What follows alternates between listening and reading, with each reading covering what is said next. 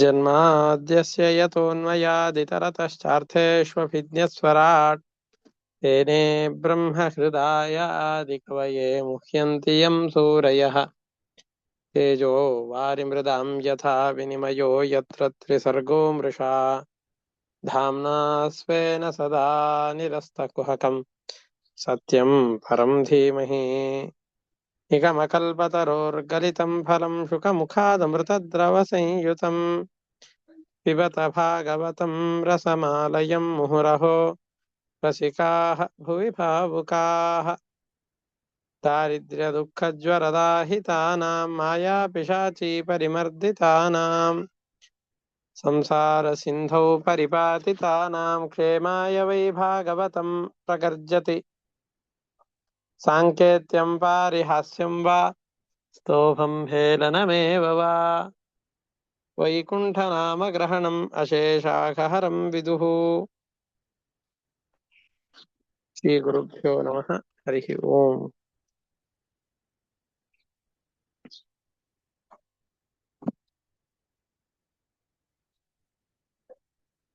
ಹಿಂದಿನ ಪಾಠದ ಸಂದರ್ಭದಲ್ಲಿ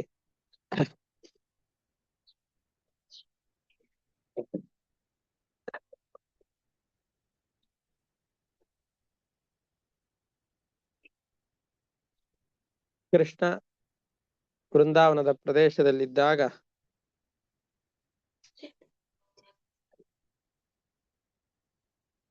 ಆ ಸಂದರ್ಭದಲ್ಲಿ ಇದ್ದಂತಹ ವರ್ಷಾ ಋತುವಿನಲ್ಲಿ ಮಳೆ ಬರುವಂತಹ ಸಂದರ್ಭವನ್ನ ನಿರೂಪಣೆ ಮಾಡ್ತಾ ಇದ್ದಾರೆ.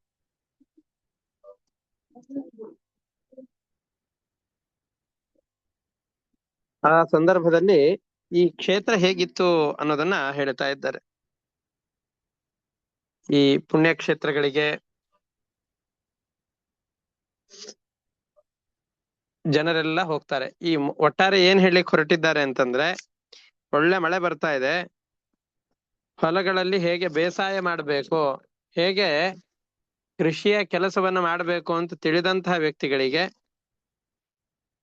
ಮಳೆಗಾಲ ಬಂತು ಅಂತಂದ್ರೆ ಸುಗ್ಗಿ ಇದ್ದ ಹಾಗೆ ಚೆನ್ನಾಗಿ ಅವರು ಆ ಸಂದರ್ಭದಲ್ಲಿ ಲಾಭವನ್ನು ಪಡಿತಾರೆ, ಬೇಸಾಯವನ್ನು ಮಾಡಿ ಬೇಕಾದಷ್ಟು ಲಾಭವನ್ನು ಪಡಿತಾರೆ. ಆದ್ರೆ ಬೇಸಾಯ ಹೇಗ್ ಮಾಡೋದು ಅಂತ ಗೊತ್ತಿಲ್ಲದೆ ಇರುವಂತಹ ಜನರು ಕೃಷಿಯ ಕೆಲಸಕ್ಕೆ ಕೈ ಹಾಕಿ ಬಹಳ ನಷ್ಟವನ್ನ ಅನುಭವಿಸಿ ಬಿಡ್ತಾರೆ. ಅದು ಅವ್ರಿಗೆ ಬಹಳ ಜೀವನದಲ್ಲಿ ದುಃಖವನ್ನು ತಂದು ಕೊಡುತ್ತೆ. ಇದನ್ನ ಹೇಳಬೇಕಾಗಿದೆ. ಅದಕ್ಕೋಸ್ಕರ ಒಂದು ದೃಷ್ಟಾಂತವನ್ನು ಕೊಡ್ತಾ ಇದ್ದಾರೆ ಇಲ್ಲಿ. ಏನದು ದೃಷ್ಟಾಂತ?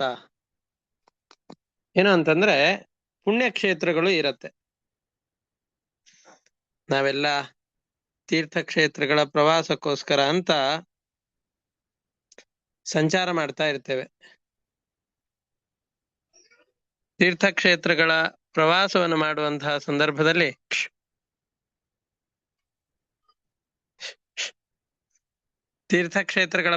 ಮಾಡುವಂತಹ ಸಂದರ್ಭದಲ್ಲಿ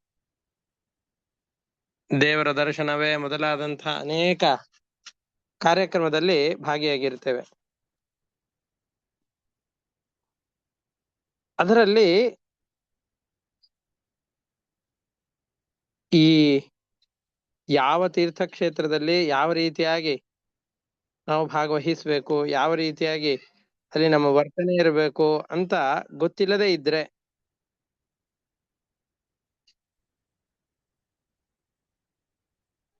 ಆವಾಗ ಆ ಕ್ಷೇತ್ರದಲ್ಲಿ ಹೋಗಿ ಪುಣ್ಯವನ್ನ ಗಳಿಸಿಕೊಳ್ಳೋದಕ್ಕಿಂತ ಹೆಚ್ಚಾಗಿ ಪಾಪವನ್ನೇ ಗಳಿಸಿಕೊಳ್ತೇವೆ. ಪುಣ್ಯದ ಗಳಿಕೆ ಇಲ್ಲ, ಪಾಪದ ಗಳಿಕೆಯೇ ಹೆಚ್ಚಾಗತ್ತೆ. ಅದಕ್ಕೊಂದು ಪ್ರಸಿದ್ಧವಾದ ಮಾತಿದೆ,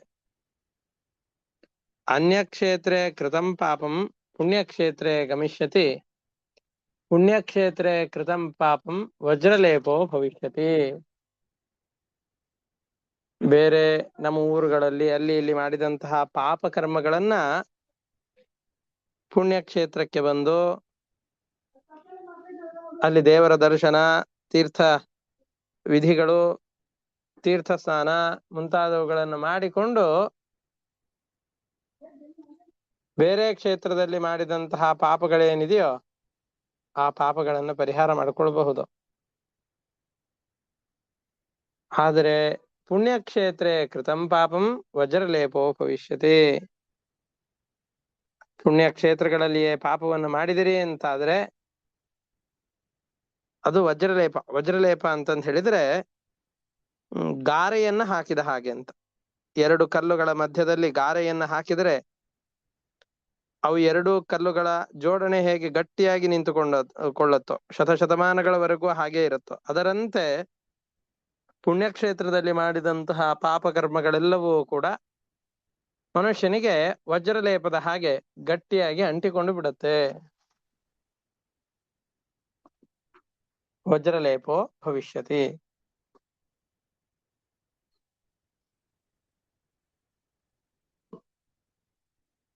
ಹಾಗೆ ಈ ತೀರ್ಥ ಕ್ಷೇತ್ರಗಳಿಗೆ ಅಲ್ಲಿ ಇಲ್ಲಿ ಹೋದಾಗ ಆ ತೀರ್ಥಕ್ಷೇತ್ರಗಳ ಮಹತ್ವವನ್ನು ತಿಳಿದವರಿಗೆ, ಅಲ್ಲಿ ಹೋಗಿ ಮಾಡಬೇಕಾದ ವಿಧಿಗಳ ಬಗ್ಗೆ ಅರಿವಿರುವಂತಹ ವ್ಯಕ್ತಿಗಳಿಗೆ ಅದು ದೊಡ್ಡದಾದಂತಹ ಪುಣ್ಯದ ಫಲವನ್ನ, ಪುಣ್ಯದ ಗಂಟನ್ನೇ ನಮಗೆ ತಂದುಕೊಡುತ್ತೆ. ಆದರೆ ಅಜ್ಞಾನಿಗಳಾದವ್ರು ಯಾರಿರ್ತಾರೋ ಅವ್ರು ಪುಣ್ಯಕ್ಷೇತ್ರಗಳಿಗೆ ಹೋದ್ರೂ ಪಾಪಗಳನ್ನೇ ಒಂದು ಗುಂಪು ಮಾಡಿಕೊಂಡು ಬರ್ತಾರೆ ಹೊರತಾಗಿ ಪುಣ್ಯವನ್ನು ಸಂಪಾದನೆ ಮಾಡ್ಲಿಕ್ಕೆ ಆಗೋದಿಲ್ಲ. ಅದರಂತೆ ಇದೇ ಎಕ್ಸಾಂಪಲ್ ಇದು ಹೇಗೋ ಹಾಗೆಯೇ ಈ ಬೃಂದಾವನದ ಪ್ರದೇಶದಲ್ಲೆಲ್ಲ ಒಳ್ಳೆ ಮಳೆ ಆಗ್ತಾ ಇದೆ. ಈ ಮಳೆಯ ಫಲವನ್ನು ಪಡೆಯೋರು ಯಾರು? ಯಾವ ಸಂದರ್ಭದಲ್ಲಿ ಯಾವ ಬೆಳೆಗಳನ್ನು ಹಾಕಬೇಕು, ಹೇಗೆ ಅದರಿಂದ ಫಲವನ್ನು ಪಡಿಬೇಕು ಅಂತ ಗೊತ್ತಿರುವಂತಹ ಜನರಿದ್ದಾರಲ್ಲ, ಅವ್ರು ಈ ಮಳೆಯ ಒಳ್ಳೆ ಫಲವನ್ನು ಅನುಭವಿಸ್ತಾರೆ. ಆದ್ರೆ ಯಾರಿಗೆ ಇದರ ಬಗ್ಗೆ ಸರಿಯಾದ ಜ್ಞಾನ ಇಲ್ವೋ ಅವರು ಹಾಕಿದ ಎಲ್ಲ ಸಂಪತ್ತನ್ನು ಕೂಡ ಕಳೆದುಕೊಂಡು ಬಿಡುತ್ತಾರೆ.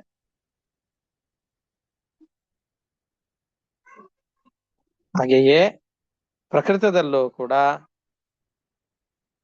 ಒಳ್ಳೆ ವೃಂದಾವನದ ಪ್ರದೇಶದಲ್ಲಿ ಮಳೆ ಶುರು ಆಗಿದೆ, ಕೃಷಿಯವರೆಲ್ಲರೂ ಕೂಡ ಪೂರ್ತಿಯಾಗಿ ಈ ಕೆಲಸದಲ್ಲಿ ತಮ್ಮನ್ನ ತೊಡಗಿಸಿಕೊಂಡಿದ್ದಾರೆ.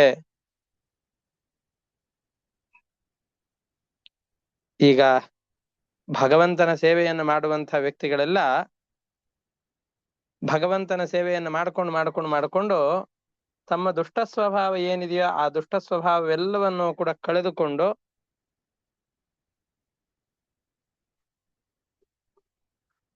ಶುದ್ಧವಾದ ಚಿನ್ಮಯವಾದಂತಹ ರೂಪವನ್ನು ಪಡೀತಾರೆ. ಹೇಗೋ ಅದೇ ರೀತಿಯಾಗಿ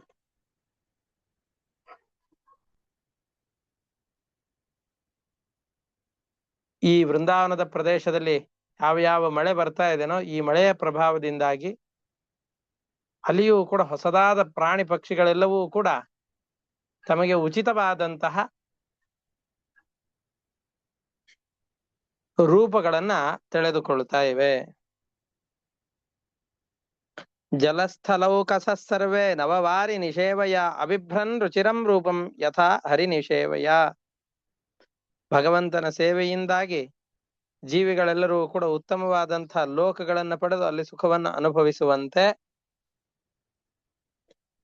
ಜೀವರು ಕೂಡ ಈ ಮಳೆಗಾಲದ ಸಂದರ್ಭದಲ್ಲಿ ಮಳೆಯಿಂದಾಗಿ ಹೊಸದಾದ ಪ್ರಾಣಿಗಳು ಉತ್ಪತ್ತಿಯಾಗಿ ಹೊಸದಾದಂತಹ ರೂಪಗಳನ್ನ, ವ್ಯಕ್ತಿತ್ವವನ್ನ, ಸ್ವಭಾವವನ್ನ ಪಡಿತಾ ಇವೆ ಅಂತ ಹೇಳ್ತಾ ಇದ್ದಾರೆ. ಸರಿದ್ಭಿ ಸಂಗತ ಸಿಂಧು ಚುಕ್ಷೋಭಶ್ವಸನೋರ್ಮಿಮಾನ್ ಅಪಕ್ವ ಯೋಗಿನಶ್ಚಿತ್ತಂ ಕಾಮಾರ್ಥಂ ಗುಣಯುಗ್ಯಥಾ.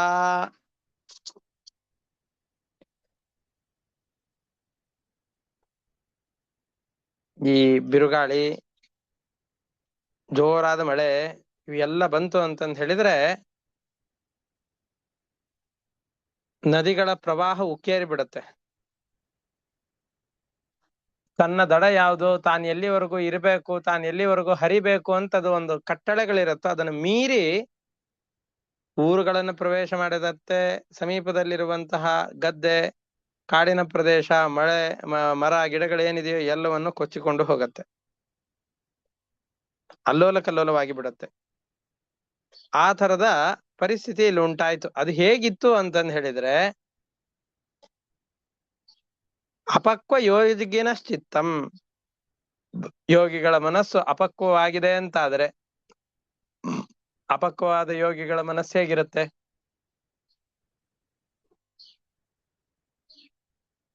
ಅವರಿಗೆ ತಾವು ದೊಡ್ಡ ಸಾಧನೆಯಲ್ಲಿ ನಿರತರಾದರ ಹಾಗೆ ತಾವು ತೋರಿಕೊಳ್ತಾ ಇರ್ತಾರೆ. ಆದ್ರೆ ಅಪಕ್ವವಾದಂತಹ ಮನಸ್ಸುಳ್ಳಂತಹ ಯೋಗಿಗಳಿದ್ದಾರಲ್ಲ, ಇವರ ಮನಸ್ಸೆಲ್ಲ ಯಾವ್ದಾದ್ರೂ ಒಂದು ವಿಷಯ ಪದಾರ್ಥದ ಲಾಲಸೆ ಅವ್ರ ಮನಸ್ಸಿನಲ್ಲಿ ಸ್ವಲ್ಪ ಸುಳಿಲಿಕ್ಕೆ ಪ್ರಾರಂಭ ಆಯ್ತು ಅಂತಂದ್ ಹೇಳಿದ್ರೆ, ಅದರಲ್ಲಿ ಬಹಳ ಆಸಕ್ತಿ ಬಂದ್ಬಿಟ್ಟು, ಅಯ್ಯೋ ನಾನು ಇಷ್ಟು ದಿವಸ ಅನ್ಕೊಂಡಿದ್ದೆಲ್ಲ ತಪ್ಪು, ಇದೇ ಮಾರ್ಗದಲ್ಲಿ ನಡಿಬೇಕು ಅಂತ ಇದರಲ್ಲೇ ರುಚಿ ಹುಟ್ಟಿ ಬಿಡುತ್ತೆ. ಈ ಸಮುದ್ರದ ಹೊಡೆತಕ್ಕೆ, ಅಲೆಯ ಹೊಡೆತಕ್ಕೆ ತೀರ ಎಲ್ಲ ಕೊಚ್ಚಿಕೊಂಡು ಹೋಗತ್ತೆ. ನದಿಗಳ ಪ್ರವಾಹದ ರಭಸಕ್ಕೆ ಪಕ್ಕದಲ್ಲಿದ್ದಂತಹ ಮರಗಳು, ತೀರದಲ್ಲಿದ್ದಂತಹ ಗುಡಿಸಲು ಗುಂಡಾರಗಳು ಎಲ್ಲವೂ ಕೊಚ್ಚಿಕೊಂಡು ಹೋಗುತ್ತೆ. ಹಾಗೆ ಸರಿಯಾದ ಯೋಗ ಸಮಾಧಿ ಇಲ್ಲದೆ ಇರುವಂತಹ ಅಯೋಗಿಯ ಸಂಪರ್ಕ ನಮಗಾಯ್ತು ಅಂತಂದು ಹೇಳಿದರೆ, ಅವನಿಗೆ ವಿಷಯ ಪದಾರ್ಥಗಳ ಸಂಪರ್ಕ ಆಯ್ತು ಅಂತಂದ್ರೆ ಮನಸ್ಸೆಲ್ಲ ವಿಚಲಿತವಾಗಿ ಬಿಡುತ್ತೆ.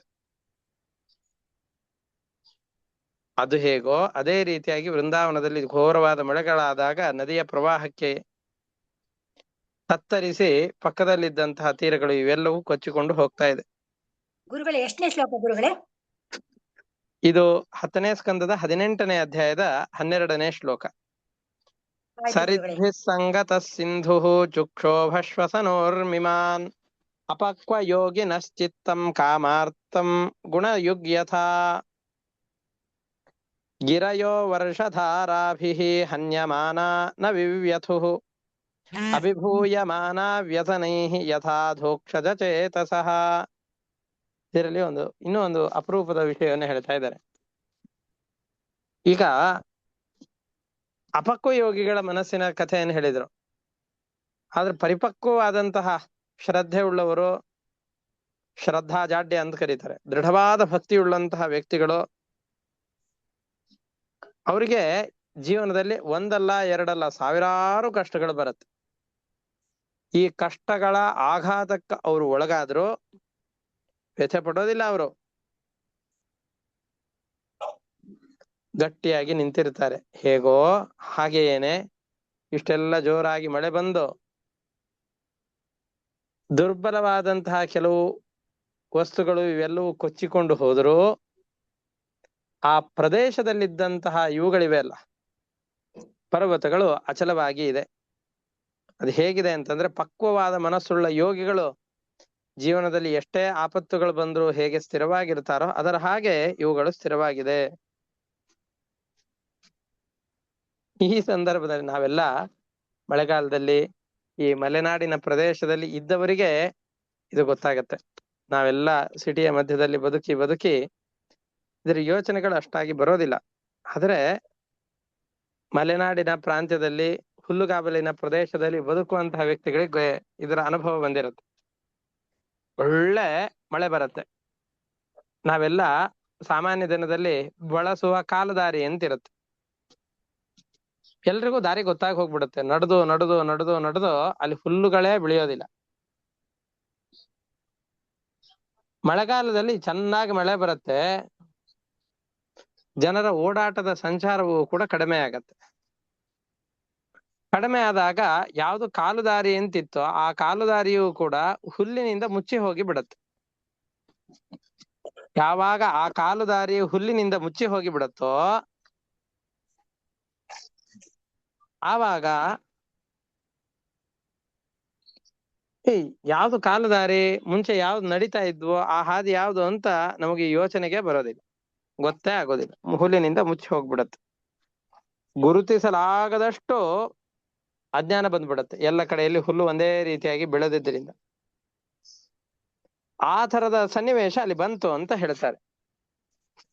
ಅದಕ್ಕೊಂದು ಎಕ್ಸಾಂಪಲ್ ಕೊಡ್ತಾರೆ, ಎಷ್ಟು ಸೊಗಸಾಗಿದೆ ನೋಡಿ.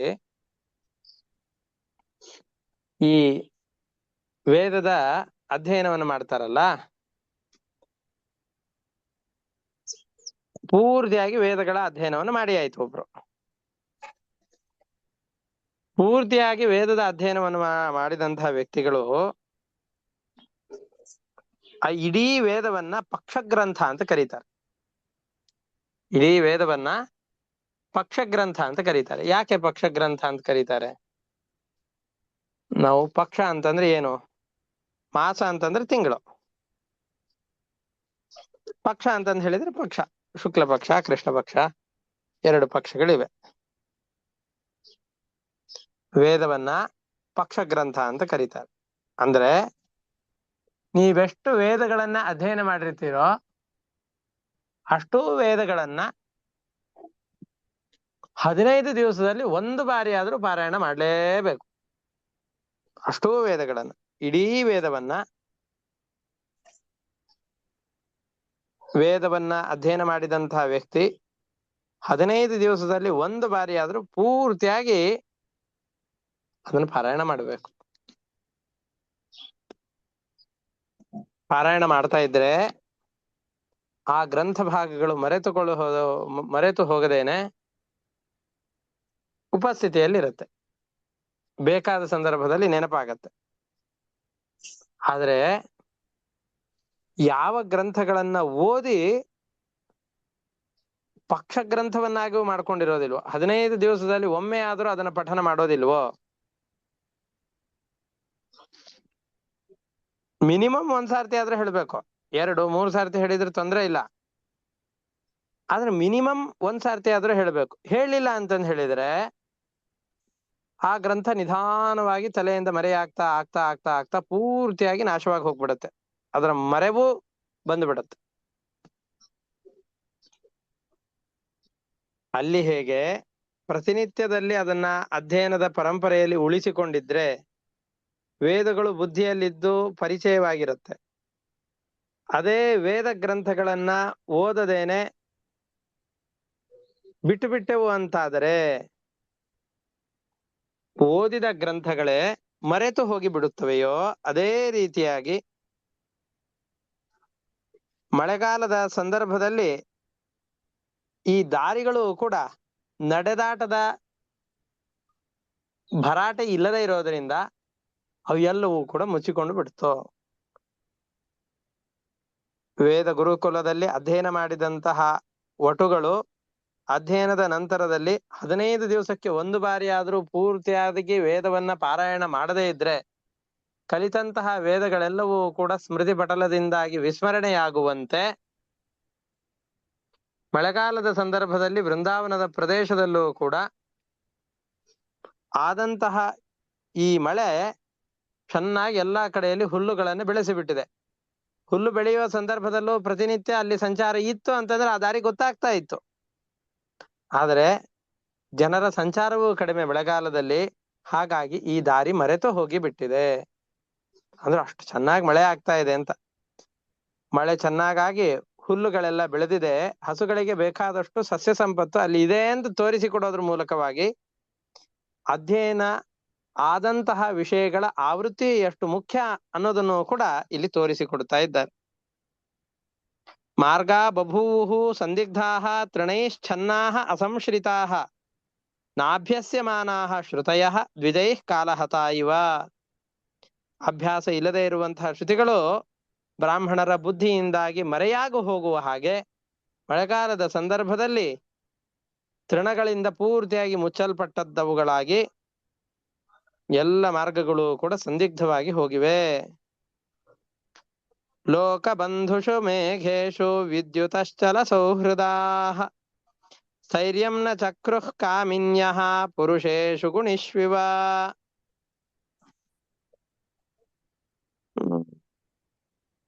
ಈ ಕಾಮಿನಿಯರು ಅಂತಿರ್ತಾರೆ, ವೇಶ್ಯಾಸ್ತ್ರೀಯರು, ಗಣಿಕಾಸ್ತ್ರೀಯರು.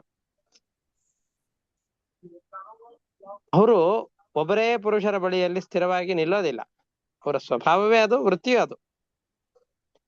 ಅದರಂತೆ ಈ ಮೋಡಗಳು ಕೂಡ ಒಂದೇ ಕಡೆಯಲ್ಲಿ ನಿಲ್ತಾ ಇರಲಿಲ್ಲ, ಎಲ್ಲ ಕಡೆಯಲ್ಲಿ ಸಂಚಾರ ಮಾಡಿ ಎಲ್ಲ ಪ್ರದೇಶದಲ್ಲೂ ಕೂಡ ಮಳೆಯಿಂದಾಗಿ ಆ ಭೂಮಿಯನ್ನ ತಂಪೆರಿಲಿಕ್ಕೆ ಅಂತ ಪ್ರವಾಸ ಮಾಡ್ತಾ ಇದ್ವು.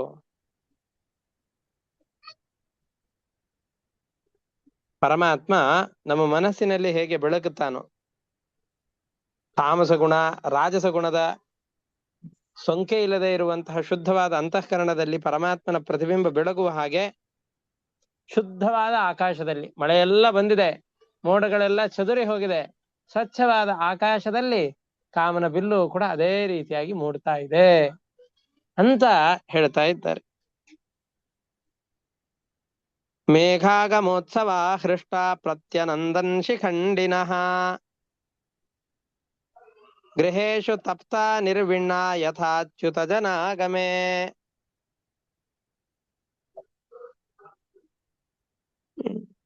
ಕೆಲವೊಮ್ಮೆ ಈ ಸಂದರ್ಭದಲ್ಲಿ ಚೆನ್ನಾಗಿ ಮಳೆ ಬರ್ತಾ ಇತ್ತಲ್ಲ, ಚೆನ್ನಾಗಿ ಮಳೆ ಬರುವಂತಹ ಈ ಸಂದರ್ಭದಲ್ಲಿ ರಾತ್ರಿಯ ಸಂದರ್ಭದಲ್ಲೂ ಮಳೆ ಬರುತ್ತೆ. ರಾತ್ರಿಯ ಸಂದರ್ಭದಲ್ಲಿ ಮಳೆ ಬಂದಾಗ ವೇಗವಾಗಿ ಆ ಮಳೆಯು ಸುರಿತಾ ಇದೆ. ಸುರಿದ ಸಂದರ್ಭದಲ್ಲಿ ಎಲ್ಲ ದಿಕ್ಕುಗಳು ಕೂಡ ಮುಚ್ಚಿ ಹೋಗಿವೆ, ಚಂದ್ರನು ಕಾಣಿಸದೆ ಹೋಗಿ ಬಿಡುತ್ತಾನೆ. ಅಹಂಕಾರ ಮೂಡಿದ ನಮ್ಮ ಮನಸ್ಸಿನಲ್ಲಿ ಪರಮಾತ್ಮ ಮರೆಯಾಗಿ ಬಿಡುವ ಹಾಗೆ ಮೇಘಗಳು ತುಂಬಿದಂತಹ ಈ ಆಕಾಶದಲ್ಲಿ ಚಂದ್ರ ಮರೆಯಾಗಿ ಬಿಟ್ಟಿದ್ದಾನೆ. ನಮಗೆಲ್ಲ ಬೇಸಿಗೆ ಕಾಲದಲ್ಲಿ ಮನೆಯಲ್ಲಿ ಇರ್ಲಿಕ್ಕೆ ಬಹಳ ಕಷ್ಟ. AC ಫ್ಯಾನು ಏನೇನ್ ಹಾಕೊಂಡ್ರು ಮನೆಯಲ್ಲಿ ಒಂದು 5-10 ನಿಮಿಷ ಕರೆಂಟ್ ಹೋಗ್ಬಿಡ್ತು ಅಂತಂದ್ರೆ, ಇನ್ವರ್ಟರ್ ಕೆಲಸ ಮಾಡ್ತಾ ಇಲ್ಲ ಅಂತಾದ್ರೆ 10 ನಿಮಿಷವೂ ಮನೆಯಲ್ಲಿ ಕೂಡ್ಲಿಕ್ಕೆ ಆಗೋದಿಲ್ಲ. ಹತಾಶರಾಗಿ ಬಿಡ್ತೇವೆ, ಈ ಬಿಸಿಲಿನ ಬೇಗೆಯಲ್ಲಿ ಬೆಂದು ಹತಾಶರಾಗಿ ಬಿಡ್ತೇವೆ. ಮಳೆ ಆಯ್ತು ಅಂತಂದ್ ಹೇಳಿದ್ರೆ ಮನೆಯಲ್ಲಿರುವ ನಾವು, ಕಾಡಿನಲ್ಲಿ ಸಂಚಾರ ಮಾಡುವಂತಹ ನವಿಲುಗಳು ಕೂಡ ಬಹಳ ಸಂತೋಷದಿಂದ ಗರಿಗಳನ್ನೆಲ್ಲವನ್ನು ಕೂಡ ಕೆದರಿಕೊಂಡು ಚೆನ್ನಾಗಿ ನರ್ತನ ಮಾಡ್ಲಿಕ್ಕೆ ಶುರು ಮಾಡತ್ತೆ. ಆ ಸಂದರ್ಭ, ಆ ರೀತಿಯಾದಂತಹ ಕೆಲಸಗಳು ಅಲ್ಲಿ ಆಗ್ತಾ ಇದೆ.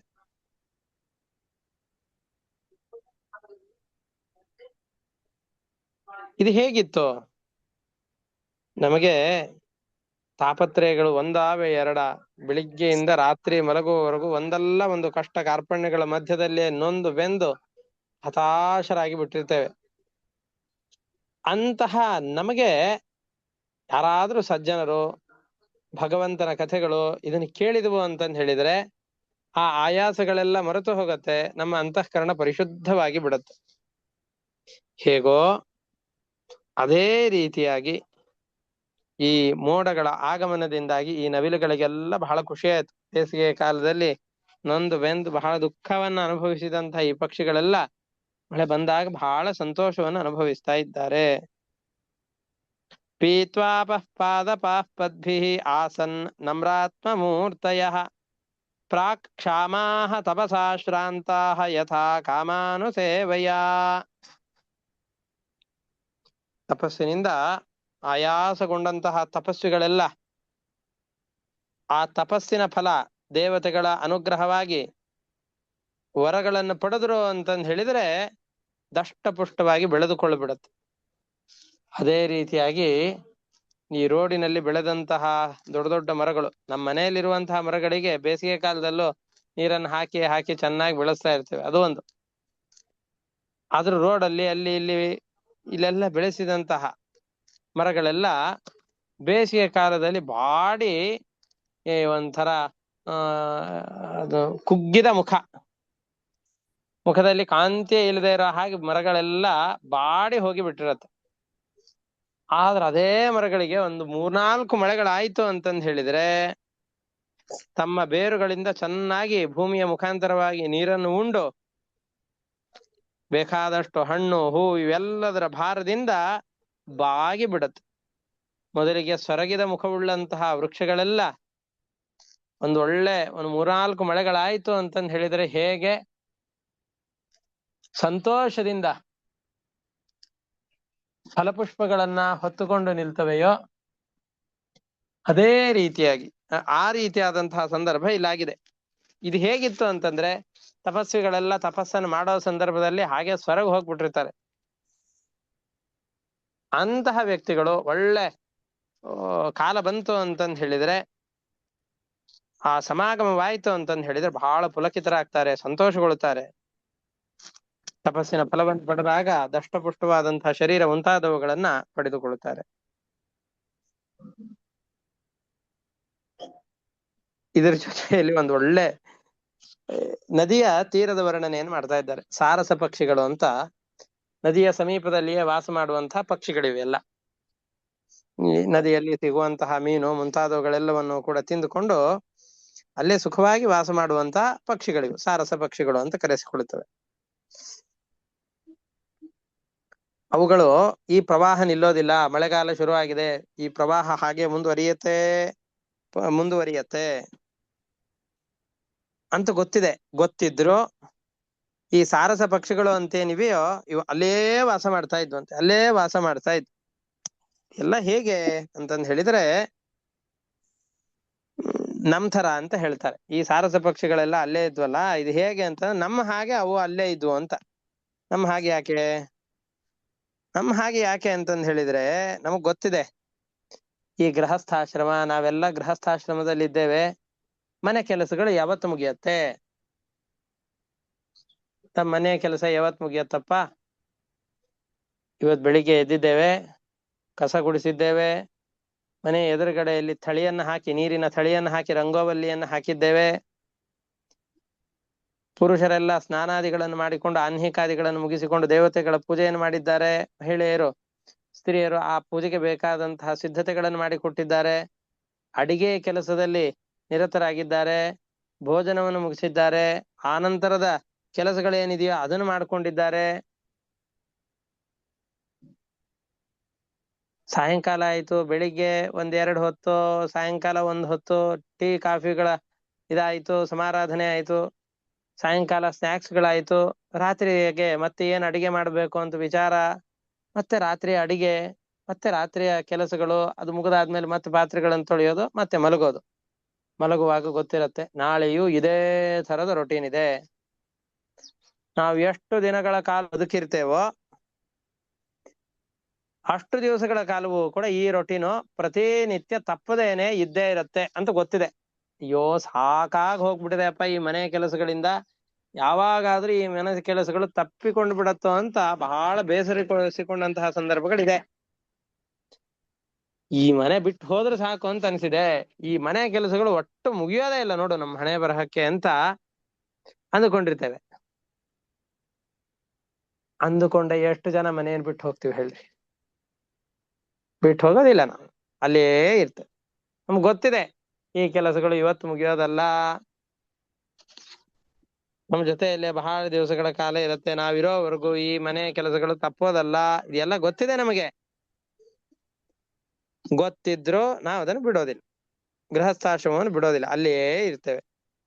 ನಾವು ಹೇಗೆ ಗೃಹಸ್ಥಾಶ್ರಮ ನಮಗೆ ತಪ್ಪಿದ್ದಲ್ಲ ಅಂತ ಗೊತ್ತಿದ್ರು ಆ ಗೃಹಸ್ಥಾಶ್ರಮದಲ್ಲೇ ಕಷ್ಟವಾದ್ರೂ ಹೇಗೆ ವಾಸ ಮಾಡ್ತೇವೋ ಅದೇ ರೀತಿಯಾಗಿ ಈ ನದಿಯ ಪಕ್ಕದಲ್ಲಿಯೂ ಕೂಡ ಜೋರಾಗಿ ಮಳೆ ಬರ್ತಾ ಇದೆ, ನದಿಯಲ್ಲಿ ಪ್ರವಾಹ ಉಕ್ಕೇ ಇರ್ತಾ ಇದೆ.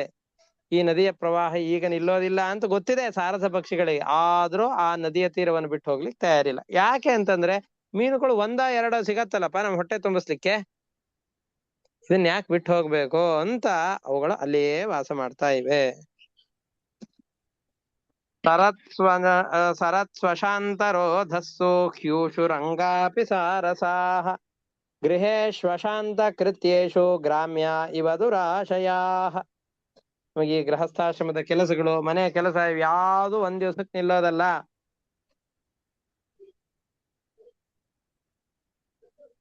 ಬಾಲ್ಯದಲ್ಲಿದ್ದಾಗ ಒಂದು ರೀತಿಯಾದ ಮನೆಯ ಕೆಲಸಗಳು, ಯೌವನಕ್ಕೆ ಬಂದಾಗ ಅವಾಗ ಒಂದು ರೀತಿಯಾದಂತಹ ಮನೆಯ ಕೆಲಸಗಳು, ಆ ನಂತರದಲ್ಲಿ ಮತ್ತೊಂದು ರೀತಿಯಾದಂತಹ ಮನೆಯ ಕೆಲಸಗಳು, ಗೃಹಸ್ಥಾಶ್ರಮಕ್ಕೆ ಬಂದಾಗಂತರೂ ಪೂರ್ತಿಯಾದ ಮನೆಯ ಬಾಳ್ತೆ, ಪೂರ್ತಿಯಾದ ಜವಾಬ್ದಾರಿ ಎಲ್ಲ ಇವನ್ ತಲೆ ಮೇಲೆ ಇರುತ್ತೆ. ಇದು ಮುಗಿಯೋದಿಲ್ಲ ಅಂತ ಗೊತ್ತಿರತ್ತೆ, ಆದ್ರೂ ಈ ಗಾಣಕ್ಕೆ ಕಟ್ಟಿದಂತಹ ಹಸುಗಳ ಹಾಗೆ ಈ ಚಕ್ರದ ಭ್ರಮಣ ನಿಲ್ಲೋದಿಲ್ಲ, ನಾವು ತಿರುಗೋದು ನಿಲ್ಲೋದಿಲ್ಲ ಅಂತ ಗೊತ್ತಿದ್ರು ಅಲ್ಲೇ ಸುತ್ತಾ ಇರತ್ತೆ. ಅದೇ ರೀತಿಯಾಗಿ ಈ ಸಾರಸ ಪಕ್ಷಿಗಳು ಕೂಡ ಗೃಹಸ್ಥಾಶ್ರಮಗಳು ಹೇಗೆ ಸಂಸಾರದಲ್ಲಿ ಈ ಗ್ರಹಕೃತ್ಯಗಳು ನಿಲ್ಲೋದಿಲ್ಲ, ಪ್ರತಿನಿತ್ಯದಲ್ಲೂ ಏಳಬೇಕು, ಇದೇ ಕೆಲಸಗಳನ್ನು ಮಾಡಬೇಕು ಅಂತ ಗೊತ್ತಿದ್ರು ವಿರಕ್ತರಾಗದೇನೆ ಇಲ್ಲಪ್ಪ ಆದ್ರೂ ಪರವಾಗಿಲ್ಲ ಅಂತಂದುಕೊಂಡು ಇಲ್ಲೇ ಇರ್ತೇವೆ. ಅದರಂತೆ ಈ ಪ್ರದೇಶವು ಕೂಡ, ಈ ಪ್ರದೇಶದಲ್ಲಿ ವಾಸ ಮಾಡ್ತಾ ಇದ್ದ ಸಾರಸ ಪಕ್ಷಿಗಳು ಕೂಡ ಪ್ರವಾಹ ಇಳಿಯೋದಿಲ್ಲ ಅಂತ ಗೊತ್ತಿದ್ರು ಲಾಲಸೆಯಿಂದ ಆ ನದಿಯ ಪ್ರಾಂತ್ಯದಲ್ಲಿಯೇನೆ ಬದುಕಿಕೊಂಡು ಇವೆ. ಈ ಮಳೆಯ ಪ್ರವಾಹ ವೇಗವಾಗಿತ್ತು ಅಂತಂದು ಹೇಳಿದ್ರೆ ಅಣೆಕಟ್ಟುಗಳೆಲ್ಲವೂ ಕೂಡ ಒಡೆದು ಹೋಗಿ ಬಿಡುತ್ತೆ. ನಮಗೆಲ್ಲ ನಾವು ಭಾಕ್ರಾನಂಗಲ್ಲು, ತುಂಗಭದ್ರಾ ಡ್ಯಾಮು ಇವುಗಳನ್ನೆಲ್ಲ ನೋಡಿ ನಾವು ಬಹಳ ಮುಂದುವರೆದಂತಹ ಜನಾಂಗ, ಹಿಂದಿನ ಕಾಲದವ್ರಿಗೆ ಏನು ಗೊತ್ತಿರ್ಲಿಲ್ಲ. ಭಾಗವತ 5,000 ವರ್ಷಗಳ ಹಿಂದಿನ ಭಾರತದ ಇತಿಹಾಸ ಗ್ರಂಥ ಇದು, ಪುರಾಣ ಗ್ರಂಥವೂ ಹೌದು. ಆ ಕಾಲದಲ್ಲಿ ಆದಂತಹ ಘಟನೆಗಳನ್ನು ಹೇಳುವಂತಹ ಗ್ರಂಥ. ಇದರಲ್ಲಿ ಹೇಳ್ತಾ ಇದ್ದಾರೆ, ಜಲೌಘೈರ್ ನಿರಭಿದ್ಯಂತ ಸೇತವೋ ವರ್ಷತೀಶ್ವರೇ ಪಾಖಂಡ ವಾಮ ಶೈವಾದ್ಯೈ ವೇದ ಮಾರ್ಗಾ ಕಲೌ ಯುಗೆ. ನದಿಗಳಿಗೂ ಕೂಡ ಆ ಅಣೆಕಟ್ಟುಗಳನ್ನು ಕಟ್ಟಿರ್ತೇವೆ, ನದಿಯ ಪ್ರವಾಹವನ್ನು ನಿಲ್ಲಿಸಿ ಆ ನೀರಿನಿಂದ ಉಪಯೋಗವನ್ನು ಪಡಿಬೇಕು ಬರಗಾಲದ ಸಂದರ್ಭದಲ್ಲಿ ಅಂತ. ಅದಕ್ಕೂ ಕೂಡ ಒಂದು ಕೆಪಾಸಿಟಿ ಇರುತ್ತೆ. ಅದರ ಯೋಗ್ಯತೆಯನ್ನ ಮೀರಿ, ಅದರ ಶಕ್ತಿಯನ್ನ ಮೀರಿ ಮಳೆ ಆಯ್ತು ಅಂತಾದರೆ, ನೀರಿನ ಹರಿವು ಬಂತು ಅಂತಂದು ಹೇಳಿದ್ರೆ ಎಷ್ಟೋ ಸೇತುವೆಗಳು ಕೊಚ್ಚಿಕೊಂಡು ಹೋಗಿಬಿಡತ್ತೆ.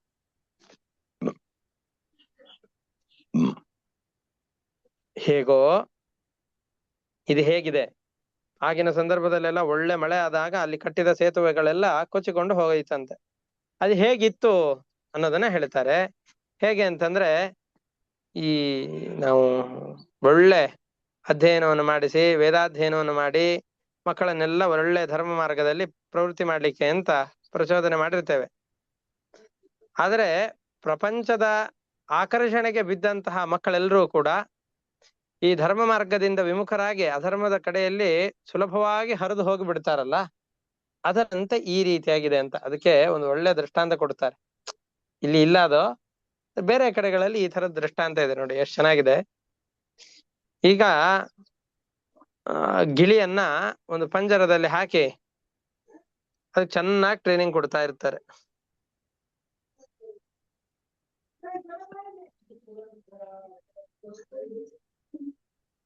ತುಂಬಾ ಚೆನ್ನಾಗಿ ಟ್ರೈನಿಂಗ್ ಕೊಟ್ಟಂತಹ ಆ ಗಿಣಿ ಆ ಟ್ರೈನಿಂಗ್ ಸಂದರ್ಭದಲ್ಲೆಲ್ಲ ಇವನು ಏನ್ ಹೇಳ್ತಾನೆ ಎಲ್ಲವನ್ನು ಕೇಳ್ತಾ ಇರತ್ತೆ. ಒಮ್ಮೆ ಆ ಪಂಜರದ ಬಾಗಿಲನ್ನ ತೆಗೆದು ಹೊರಗಡೆ ಬಿಟ್ಟಾಗ ರಾಮ ರಾಮ ರಾಮ ರಾಮ ಅಂತ ಒಳಗಡೆಯಲ್ಲಿದ್ದಾಗ ಹೇಳಿಕೊಟ್ಟಂತಹ ಪಾಠ ಏನಿತ್ತೋ ಅದು ಶ್ರೀಮದ್ ರಮಾರಮಣ ಗೋವಿಂದ ಗೋವಿಂದ ಆಗಿ ಹೋಗ್ಬಿಡತ್ತೆ. ಎಲ್ಲವೂ ಹೋಯ್ತು, ಪುರ್ರ ಅಂತ ಆಕಾಶಕ್ಕೆ ಹಾರಿ ಹೋಗ್ಬಿಡತ್ತೆ. ಸ್ವಲ್ಪ ಸ್ವೇಚ್ಛೆ, ಸ್ವಾತಂತ್ರ್ಯ ಇವುಗಳು ಸಿಕ್ತು ಅಂತಂದ್ರೆ ಈ ಕುದುರೆಯನ್ನ ಚೆನ್ನಾಗಿ ಬಿಗಿಯಾಗಿ ಕಟ್ಟಿಕೊಂಡು ಒಂದು ಕಡೆಯಲ್ಲಿ ಹಿಡಿದುಕೊಂಡಿದ್ವಿ ಅಂತಂದ್ರೆ ನಮ್ಮ ಹತೋಟಿಯಲ್ಲಿರುತ್ತೆ. ಹಗ್ಗಗಳೆಲ್ಲ ಕೈ ತಪ್ತು ಅಂತಂದು ಹೇಳಿದ್ರೆ ನಮ್ಮ ಹತೋಟಿಗೆ ಸಿಗದೇನೆ ಯತ್ವಾ ತದ್ವಾ ಓಡಾಡಿ ಬಿಡುತ್ತೆ.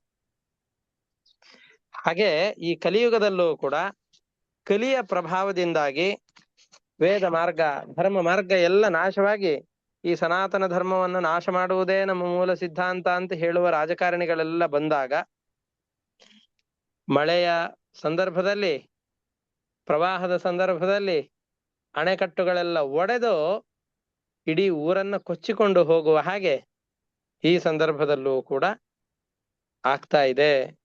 ವೇದ ಮಾರ್ಗಗಳೆಲ್ಲ ನಾಶವನ್ನು ಹೊಂದುವ ಹಾಗೆ ಇಲ್ಲಿಯೂ ಕೂಡ ಮಳೆಗಾಲದಲ್ಲಿ ಸೇತುವೆಗಳೆಲ್ಲ ಕೊಚ್ಚಿಕೊಂಡು ಹೋಗ್ತಾ ಇದೆ ಅಂತ ಹೇಳ್ತಾ ಇದ್ದಾರೆ. ರಾಜರೆಲ್ಲ ಪ್ರಜೆಗಳಿಗೆ ಬೇಕಾದಂತಹ ಸವಲತ್ತುಗಳನ್ನು ಕೊಡುತ್ತಾರೆ. ಅದೇ ರೀತಿಯಾಗಿ ನಮಗೆ ಜೀವನದಲ್ಲಿ ಬೇಕಾದ ದೊಡ್ಡ ಅಮೃತ ಯಾವುದು ಅಂತಂದು ಹೇಳಿದ್ರೆ ನೀರು. ಈ ನೀರೆಂಬಂತಹ ಅಮೃತವನ್ನ ಮೋಡಗಳೆಲ್ಲ ಚೆನ್ನಾಗಿ ಸುರಿಸ್ತಾ ಇದೆ. ಈ ವರ್ಷ ಋತುವಿನಲ್ಲಿ ಚೆನ್ನಾಗಿ ಮಳೆ ಆಗ್ತಾ ಇದೆ. ಆ ಮಳೆಯ ವರ್ಣನೆಯನ್ನು ಹೇಳಿದ್ರು. ಇಷ್ಟರವರೆಗೆ ವರ್ಣನೆಯನ್ನ ಮಾಡ್ತಾ ಬಂದು ಈ ರೀತಿಯಾಗಿ ಚೆನ್ನಾಗಿ ಮಳೆ ಆದಾಗ ಖರ್ಜೂರದ ಮರಗಳು, ನೇರಳೆ ಮರಗಳು, ಬೇಕಾದಷ್ಟು ಹಣ್ಣಿನ ಮರಗಳೆಲ್ಲವೂ ಕೂಡ ಪೂರ್ತಿಯಾಗಿ ಹಣ್ಣುಗಳನ್ನ ತಮ್ಮ ಟೊಂಗೆಗಳಲ್ಲಿ, ಗರಿಗಳಲ್ಲಿ ಎಲ್ಲ ಕಡೆಯಲ್ಲಿ ಹೊತ್ತುಕೊಂಡು ಇಡೀ ವೃಂದಾವನದ ಪ್ರದೇಶ ನೋಡ್ಲಿಕ್ಕೆ ಬಹಳ ಸೊಗಸಾಗಿ ಕಾಣಿಸ್ತಾ ಇದೆ. ಅಲ್ಲಿ ವಿಹಾರ ಮಾಡ್ಲಿಕ್ಕೆ ಅಂತ ಬಹಳ ಮುದವನ್ನು ಕೊಡುತ್ತೆ, ಮನಸ್ಸಿಗೆ ಮುದವನ್ನು ಕೊಡುವಂತಹ ಪ್ರದೇಶವಾಯಿತು. ಇಂತಹ ಮಳೆಗಾಲ, ಎಲ್ಲ ಕಡೆಯಲ್ಲಿ ಚೆನ್ನಾಗಿ ಮಳೆ ಗಾಳಿ ಇದೆ, ಎಲ್ಲ ಬಂದು ಸಸ್ಯ ಸಮೃದ್ಧಿಯಾಗಿದೆ. ಇಂತಹ ಪ್ರದೇಶದಲ್ಲಿ ವಿಹಾರ ಮಾಡಬೇಕು ಅಂತಂದುಕೊಂಡು ಗೋವುಗಳಿಂದ, ಗೋಪಾಲಕರು ಎಲ್ಲರಿಂದ ಕೂಡಿಕೊಂಡು ಕೃಷ್ಣ ಆ ವೃಂದಾವನವನ್ನ ಪ್ರವೇಶ ಮಾಡ್ತಾ ಇದ್ದಾನೆ.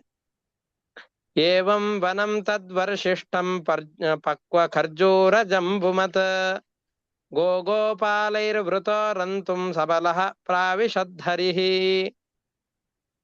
ತನ್ನ ಯಾರಿದ್ದಾರಲ್ಲ ಸ್ನೇಹಿತರು, ಬಲರಾಮ, ಇವರೆಲ್ಲರನ್ನ ಸೇರಿಸಿಕೊಂಡು ಪರಮಾತ್ಮ ಆ ಪ್ರದೇಶವನ್ನ ಪ್ರವೇಶ ಮಾಡ್ತಾ ಇದ್ದಾನೆ.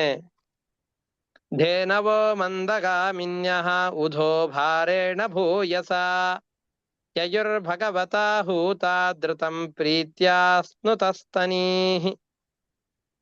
ಹಸುಗಳೆಲ್ಲ ಈ ತರದ ಅದ್ಭುತವಾದಂತಹ ಮಳೆಯಾದ ಪ್ರದೇಶದಲ್ಲಿ ಬೆಳೆದಂತಹ ಹಸಿರಾದಂತಹ ಪಕ್ವವಾದಂತಹ ಸತ್ವಯುಕ್ತವಾದಂತಹ ಹುಲ್ಲುಗಳೆಲ್ಲವನ್ನು ಕೂಡ ತಿಂದು ಆ ಹುಲ್ಲಿನ ಮುಖಾಂತರವಾಗಿ ಹಾಲನ್ನ ಶರೀರದಲ್ಲಿ ತಯಾರು ಮಾಡಿಕೊಂಡು ಕೃಷ್ಣ ಕರೆಯೋದನ್ನೇ ಕಾಯ್ತಾ ಮೇಯ್ತಾ ಇದ್ದು.